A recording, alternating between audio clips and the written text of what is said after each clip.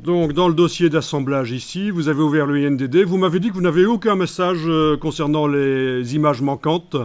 Et dans la palette liens, vous n'avez pas de petit panneau rouge qui vous indique qu'il y a un lien manquant. C'est parfait, c'est étonnant parce que normalement, les images qui ont des noms trop longs que je vous ai montrés là dans le dossier Links n'auraient pas dû être décompressées, elles n'auraient pas dû passer.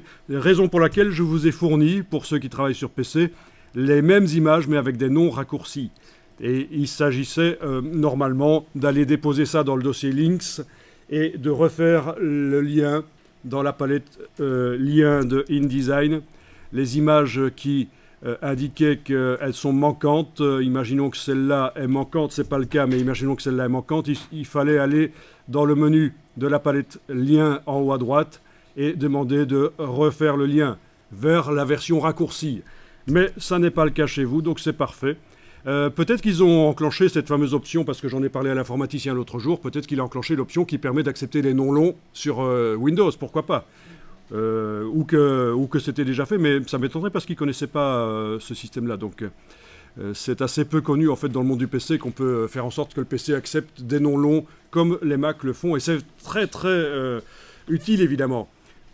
Notamment pour organiser des dossiers. Vous travaillez sur un travail pour arriver à imbriquer des dossiers dans des dossiers de manière assez infinie, presque infinie. Pour organiser votre travail, c'est quand même très très intéressant. Bien, donc le dossier image avec nom raccourci ne nous sert pas. Vous avez une image qui s'appelle habillage, ce qu'il faut obtenir. Je vais vous l'ouvrir. Vous n'avez pas nécessairement besoin de l'ouvrir. Je vais vous l'ouvrir dans le logiciel aperçu preview ici dans la version anglaise du système d'exploitation. Voilà ce que nous allons finalement obtenir. Nous allons mettre une image qui habille le texte. C'est l'image du loup sur laquelle on a travaillé. Il y a eu des calques de réglage qui ont été mis par-dessus.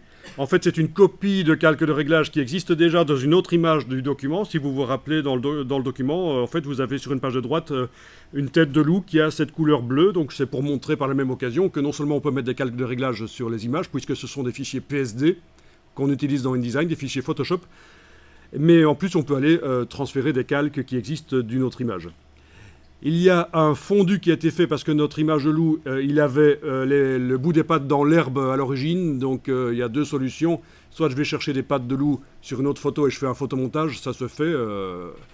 Soit je me facilite la tâche, évidemment, parce que j'ai pas que ça à faire, c'est une mise en page rapide. Et dans ce cas-là, je triche, j'ai fait un fondu vers la transparence, vers le bas. Voilà, et donc l'image habille, et quand on bouge l'image, le texte se remet en place, vraiment le texte tourne autour de l'image, et il n'y a pas de texte qui vient se mettre entre les pattes du loup. Vous allez voir, on va faire l'exercice ensemble, il y a plein de petites choses à connaître pour faire un habillage. Grâce à ça, vous allez pouvoir faire des habillages de texte dans InDesign. C'est quand même quelque chose qu'on rencontre assez souvent en mise en page professionnelle.